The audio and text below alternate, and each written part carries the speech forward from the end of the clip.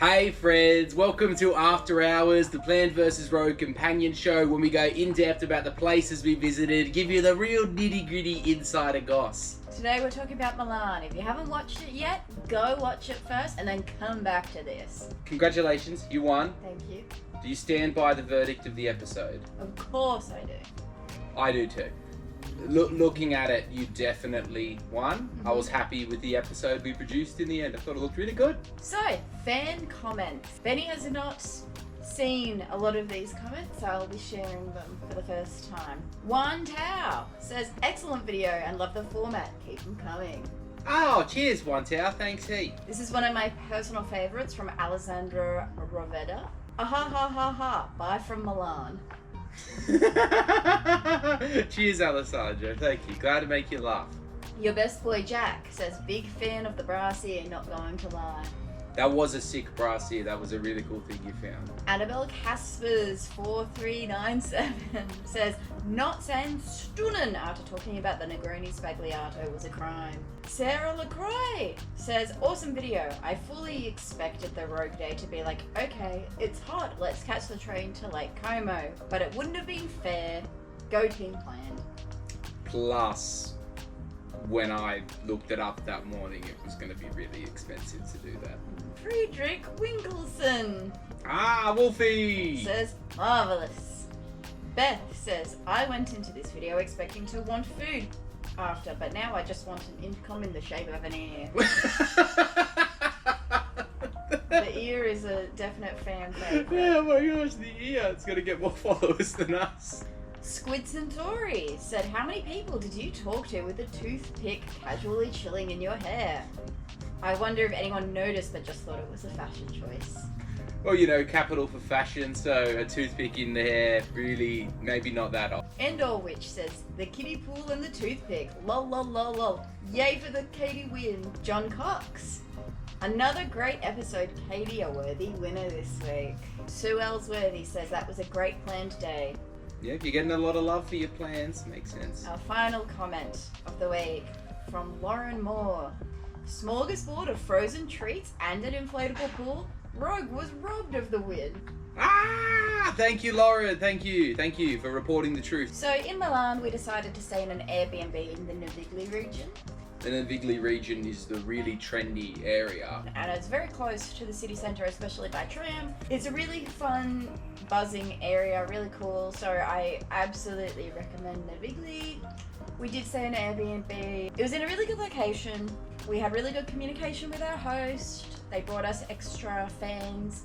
But having said that, it was extremely hot when we were there and we didn't have aircon.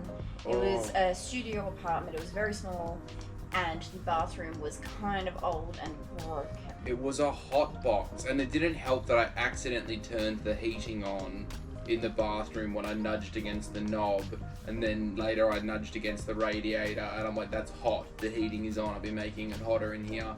The artwork on the wall kind of sucked too. One cool thing about this place is that you can actually see a lot of it in the episode, because that's where I am at the beginning of my Rogue Day. It's where we filled up the pool on that little bit there, which we definitely weren't supposed to do. If I hadn't have felt so let down by the place we were staying, I probably wouldn't have done the silly stuff like that in there. So I guess it was a silver lining. We saved a little bit of money there, but I can't really recommend that place in particular. We were trying to stay around 200 Australian dollars a night. We were there for 8 nights and it was just over $1,000. So we saved nearly $600 off the budget. If they just fixed the bathroom and you weren't there in a heat wave, it would be a good location. What is your must do if people could do one thing from the episode? I have to recommend getting a Piata. They are cheap, they're big, they're delicious, and all the locals like it too. Oh, yeah? It was buzzing with locals there. Dr. Rebecca having a graduation lunch there. We spoke to our old man for a while. They were like, it's a casual thing. People get it for lunch and people celebrate there too. Love it. Great thing. They should exist everywhere. Go get a Piata! Mine's also food. Il Bar Bappadano. That was my second choice. What a great place to have the risotto Milanese. I'm not even a huge fan of risotto. I really liked that. That's the sort of place I can imagine myself returning to every time we're in Milan. We actually went there a bit early. That's why there weren't that many people when we first walked in. Italians do dinner a bit later. What is something that wasn't in the episode that we did in Milan that you really recommend?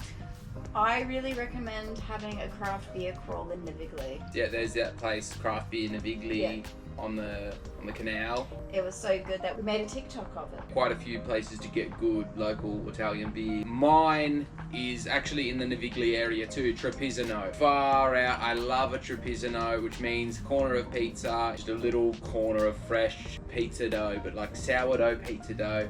Meatball in the middle. You can also get chicken cacciatore, veggie stuff. I had quite a few while we were there. Bloody love it. And they serve beer there too. My other must do, again in Navigli, you can tell we stayed there, pasta fresca. Wasn't that so yummy? So we had our 9th anniversary in Milan. We didn't do anything big because we were on a 4-month trip in Europe. We went to Pasta Fresca for our anniversary dinner. And it was absolutely one of my favourite meals of the trip. I loved it.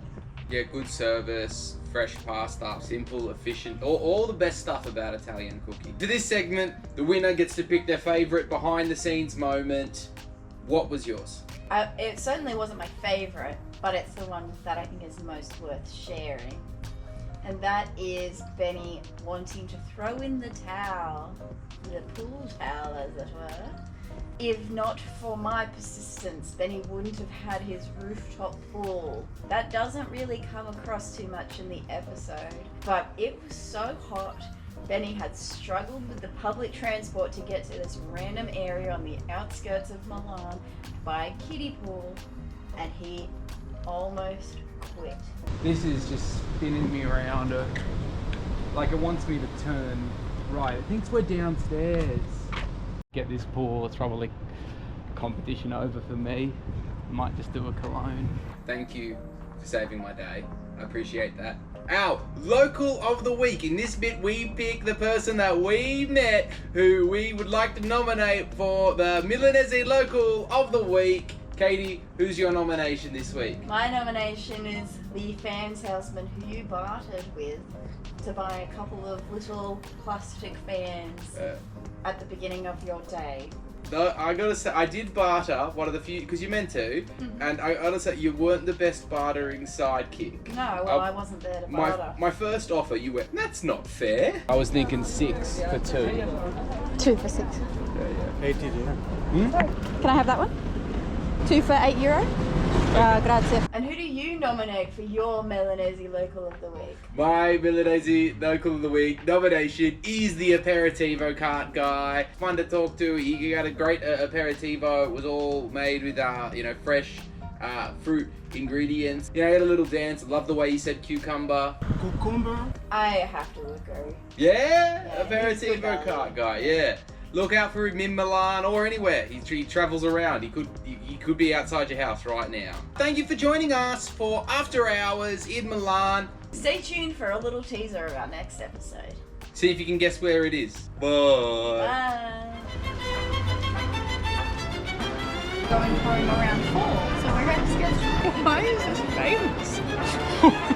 I think you'd really like it. Yes. Yeah.